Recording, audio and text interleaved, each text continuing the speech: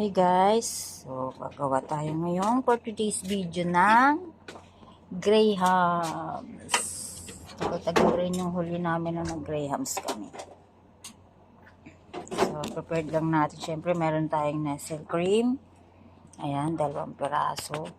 Pero di namin sure kung kailangan namin ng tatlong graham crackers. Tapos 3 mangga lang kasi masyadong mahal. Tapos syempre hindi mawawala ang condense.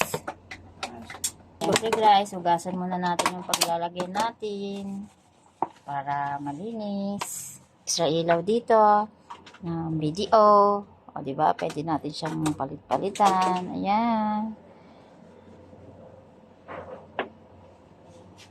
Guys, sisimulan na natin buksan tong mangga. Ready ko na ang ating sangkalan tsaka kutsilyo. So, ito na yung ating mga mango. Hatiin na natin sa gitna. So, syempre una, hugasan muna natin. Siya na guys, medyo maingay yung aming mga aso. Hugasan muna natin tong ating mango.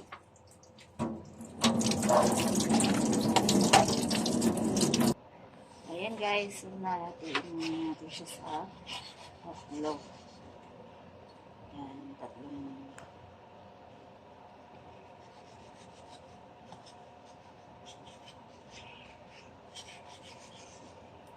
Hey! Sick.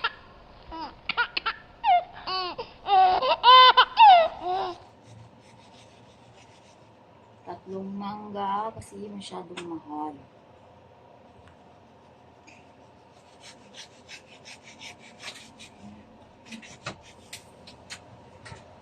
Tapos next guys, ganitong gagawin natin gamit ang braso.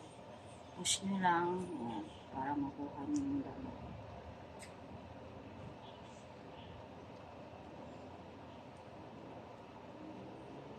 Ayan, ayan guys. Tapos lagay nyo muna dito. Tapos ganun lang gawin nyo lahat. So ayan, pagkatanggal nyo ng mga laman na yun, dun sa may mismong balat na dito,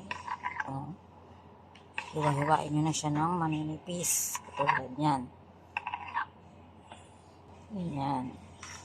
Hiwain nyo muna lahat ng ganyang kaninipis.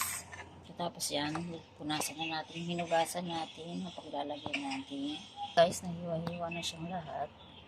Bubuksan na natin yung Nestle cream. Dalawa yung gagamitin natin.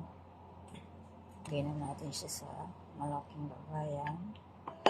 Diyan na natin siya i-mix. Tapos mo ilagay yung Nestle cream.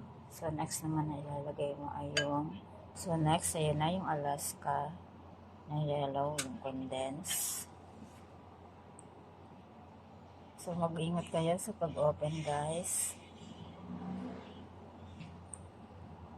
Magpatulong sa mga nakatatanda.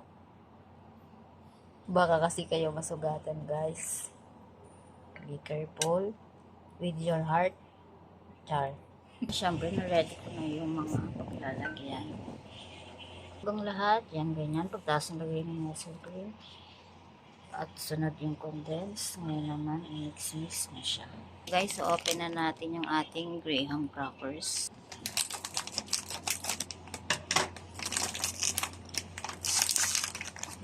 So, bahahin muna natin yung malalaking lagayan natin dyan. So, yun na siya guys. Medyo nadurog yung iba. Ay, naputol pala. Pre-una yan, ilatag mo siya ng ganyan. Para kayo naglalatag pang char. Nyo na siya ng ganyan na ayos nyo na. Next naman, lalagyan nyo na siya ng yung minix nyo na Nestle cream at saka yung condense. So yan, lagyan nyo lang. Next, lagyan na natin ng mangga.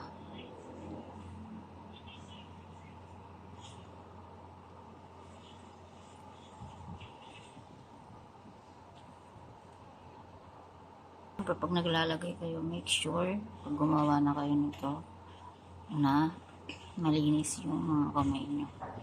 Durug-durug, pwede nyo siyang ilagay sa gilid-gilid. So, meron tayong first layer. So, lagyan ng mangga. Or the second layer, tapos third layer is, ulit, yung ating crackers, Graham crackers. Nang lagyan ng crackers ulit, lagyan nyo siya ulit ng minix nating nestle cream tsaka condense. Tapos lalagyan nyo ulit siya ng mango. Kung tatanong kayo kung ilang patong yan, so syempre hanggang sa mapuno.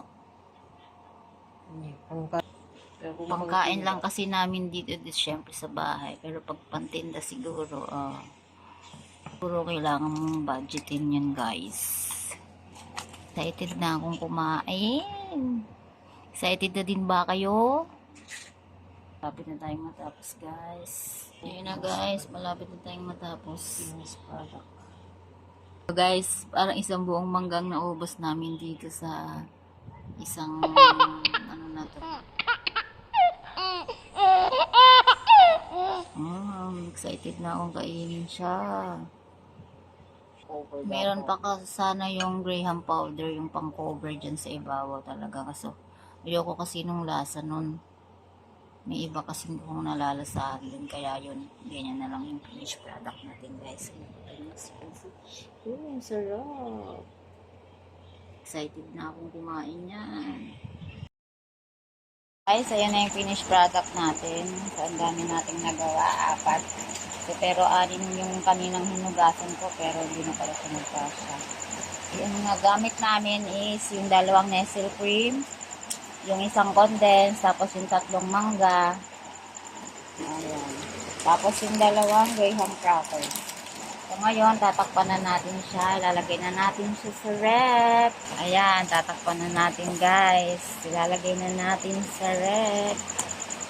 Siyempre, sa freezer natin siya ilalagay.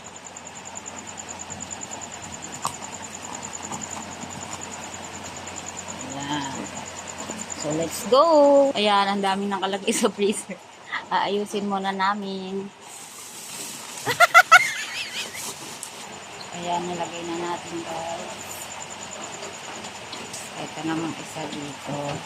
So, hindi siya kasya. Ganito siya.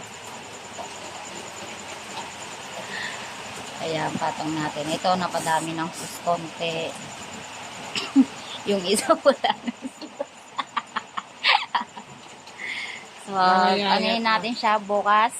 Ay, atin na siyang titikman. So, yun lang, guys. Thanks for watching. Don't forget to subscribe to my YouTube channel.